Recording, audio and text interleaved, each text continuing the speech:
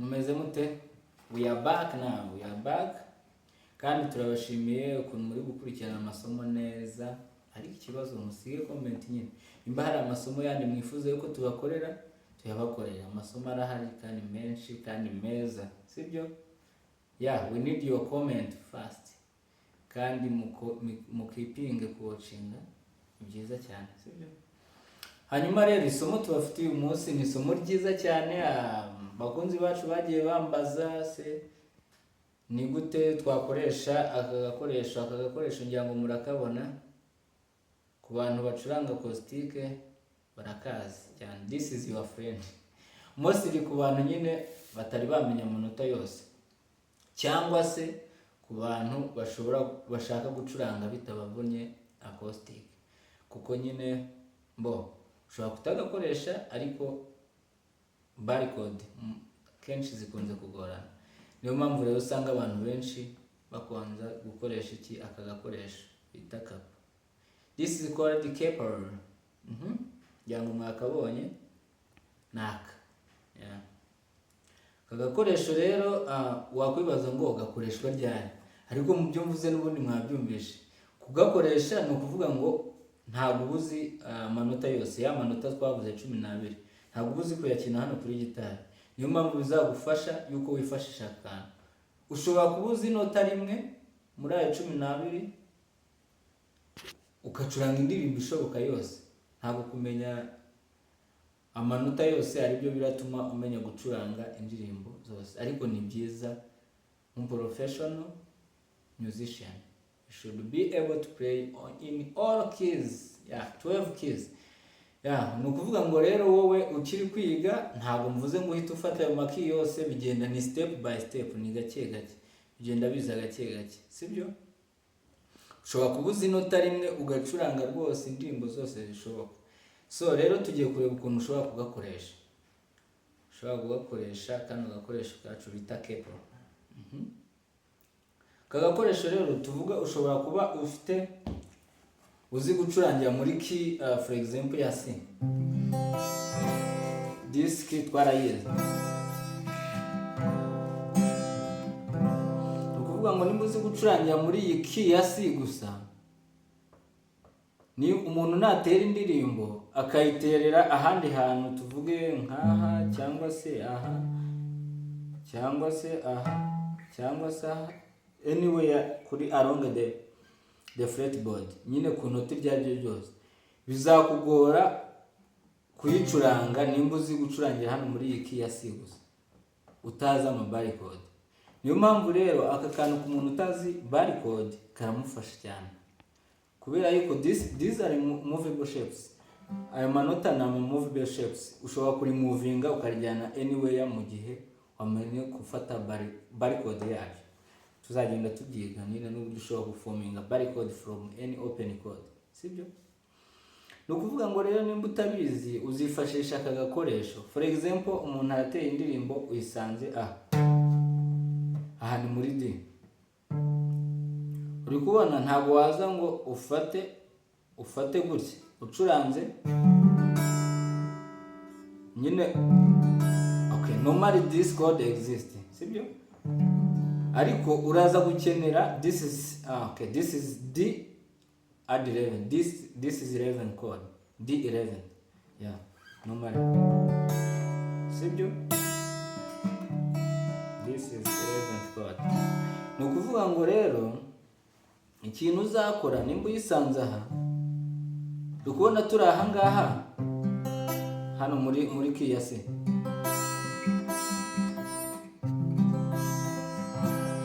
Nimba turi aha ngaha hano kuri C, bivuze yuko nimba ufashe gutya bivuze yuko capo ari nkaho iteretse hano kuri iyi nati. This white one, aka kantu kuri aka kanati, sibyo? Bivuze yuko ari nkaho hari iyi capo yacu. Sibyo? Nukuvuga ngo rero ubaze uvuye hano kuri root note hano kuri C, ukagaruka ukagera aha ngaha usanga yuko harimo fret zingahe? Ebyiri, iyi n'iyi ngiyi, hanyuma capo ikabira aha ngaha. Bivuze ngo nimba usanze indirimbo iri aha ngaha muri D, sibyo? ni ukuvuga ngo urabara uvuye kuri iyi nota nyine ubare furete ebyiri, ni ukuvuga n'iyi uhita ukarambika ahangaha, ni ukuvuga karajya ahangaha, nikajya aha karaba kameze nk'uko nashyiraho urutoki hano gutya, hanyuma ninkashyiraho yes let's do it, reka tubikore, dore ni gutya nyishyize hano, sibyo? Ni ukuvuga ninkashyira hano none ndahita mfata curange nyine, murumva yuko bisona neza.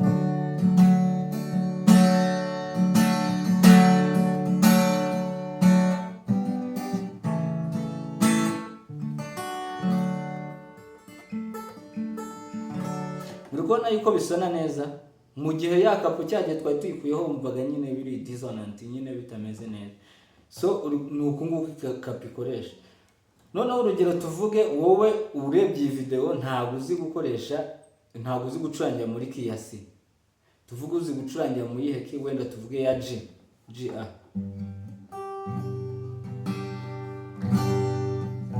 Tuvuge nimba uzi gucurangira muri key ya G ngiyi ahangaha twarabyize, sibyo?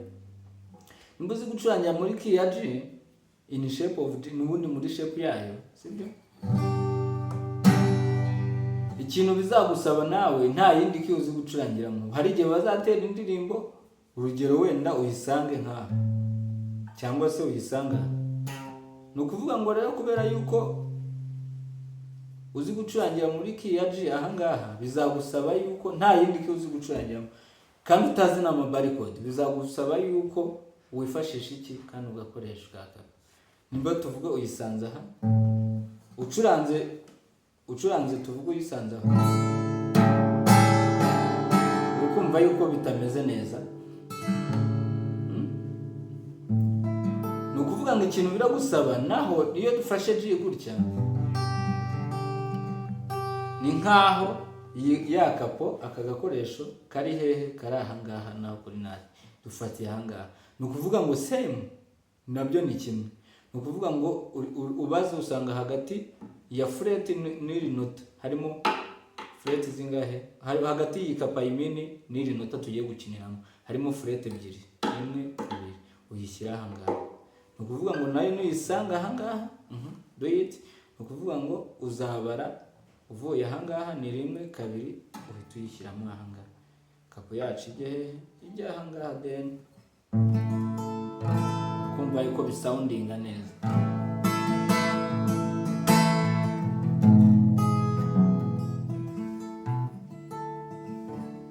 Muri kubona ukuntu bisoundinga neza? Ni ukuvuga ngo rero ushobora kuba uzi gucurangira hehe, mu rugero mu yihe key, ushobora kuba uzi gucurangira, tukatuvuga urugero muri key ya A. Yes, let's say A.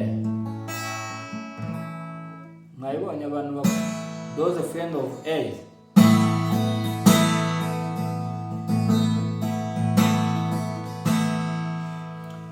Abantu bacurangira muri key ya A ndabasubije cyane. Uri kubona yuko naho nidukora ya trick yo kumenya ahantu turashyira kapo, uri kubona dufashe A, this A, sibyo? Nge nari ndi gukina hano A sus2. Yes. Ni ukuvuga ngo nidufate this A irahanga root note, ni ukuvuga ngo root note ya A iraha, sibyo? Irahanga ko A, this is E, low E string, this is A. Ni ukuvuga ngo muzi wi A major chord irahanga. Ni ukuvuga ngo rero nitubara tukaza tukareba ahantu twakoze code yacu, uri kubona hagati y'izi ntoki n'ahangaha kuri root note harimo fret imwe, mwayibonye, dore niyi gusa. Ni ukuvuga ngo ni 1. Waba ruturutse hano ku izi ntoki, ubwo ni 1 2 ukayishyira ahangaha hejuru y'izi ntoki, mwayibonye 1 2 ukayishyira. Ni ukuvuga ngo rero nimba ukina muri key ya A, urugero indirimbo ukayisanga uyisanze ahangaha ukayisanga muri C, kandi ushaka kuyikina muri shape ya A. Okay, for me nyine kubera ko nzi bare, ntabwo bizangora. Ariko wowe utazi barcode, ni ukuvuga ngo ikintu uzakora uhisanze aha, ikintu ukora ni ukuvuga ngo ho nuze kapo nyine ihita ijya hahandi usanze inota, hahandi muri rya nota waguyemo, cyangwa se rya nota waguyemo. Ni ukuvuga ngo nimba usanze bari kuririmbira ahangaha, cyangwa se umuntu uri gucurangira ari kuririmbira, kapo nawe urahita uyishyira hahandi usanze rya nota, then uhita ufata kode yawe. Ukubona hagati y'izi ntoki n'iyi kapo harimo iyi fret imwe, cyangwa se wabariramo n'iyi ngiyi iri hejuru y'izi ntoki ni 1 2. Ubwo nuyisanga aha uzashyiraho iyi kapo, kandi ushaka gukina muri shape ya A. Yes, ni he? Nizere ko ufite gitari nawe uri kubikora. Ubwo nyine ni ukuvuga ngo kapo nawe uzaza uyirambika ahangaha aho usanze iriya nota.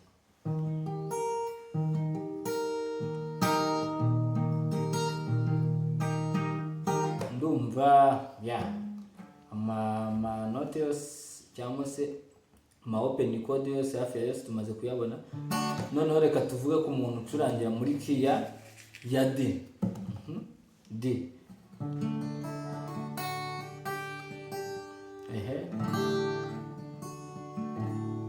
Nimba ucurangira muri key ya D, ni ukuvuga ngo D, root note y'iyi D major chord iri ahangaha. Ni ukuvuga kuri iyi D string, ni ukuvuga ngo root note iri hano. Iyo ufashe gutya, this is D major chord, root note yayo iri hano. Ni ukuvuga ngo rero nayo nimba ushaka ari uzi gucurangiramo gusa, uzashaka ntuze umuririmbyi wawe, uzamushaka nyine umushakire kuri iyi D string. Ni ukuvuga ngo ushaka umuririmbyi kuri string, ushaka umuririmbyi tuvuge ucurangira muri G, ushaka umuririmbyi nujya kumushaka ahantu ari kuririmbira, uzifashisha uyu murya wa E. Nimba ucurangira muri A, uzifashisha uyu murya wa A, sibyo? Nimba ucurangira ahangaha, nimba ariyo shape uzi gucurangiramo. Nimba ucurangira muri shape ya C, umuririmbyi wawe nawe still uzamushakira ahangaha kuri A string. Nimba ucurangira muri D, uzamushakira kuri D string. Niyo trick, sibyo? Abantu benshi bagiye bakunda kukambaza, ngese ngo ni gute ushaka transpose, ngese ni uwuhe muryo uhitamo ushaka transpose. Ni uko nguko niyo trick. Ni ukuvuga ngo rero twari tugeze kuri D. Nimba root note yayo iri hano, uzashaka umuntu usanga ari kuririmbira ahangaha, uzamushakira kuri D string, kuko nyine uzamushakira kuri D string kuko uzi gucurangira muri D. Ni ukuvuga nusanga ari kuririmbira ahangaha, kapo uzahita uyirambika aho usanze ari kuririmbira. Ni kimwe no kuri A, uyishyiremo hano, then ucurange.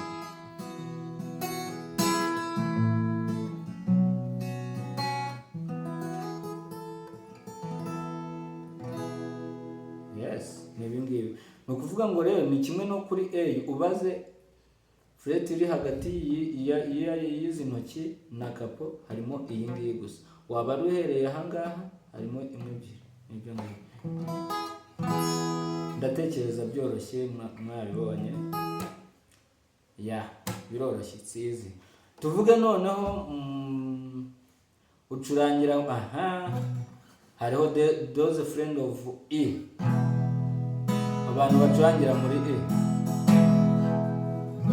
Tuvuge ucurangira muri E, sibyo gucurangira muri E ukabuza amanota yose muri E, n'ubundi hagenda hazamo amabara. Ni ukuvuga ngo rero nimba ucurangira muri E, root note y'iri nota rya E iri hano, kuko this is E string.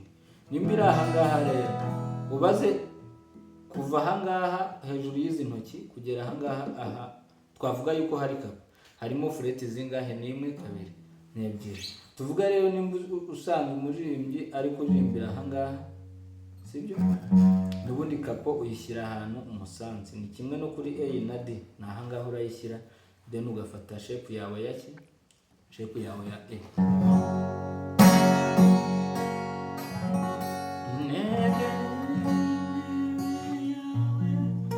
Nzanye bimaze by'amashimo. Ni ibi ngibi. Muri kubona ko biroroshye. Leave comment rero.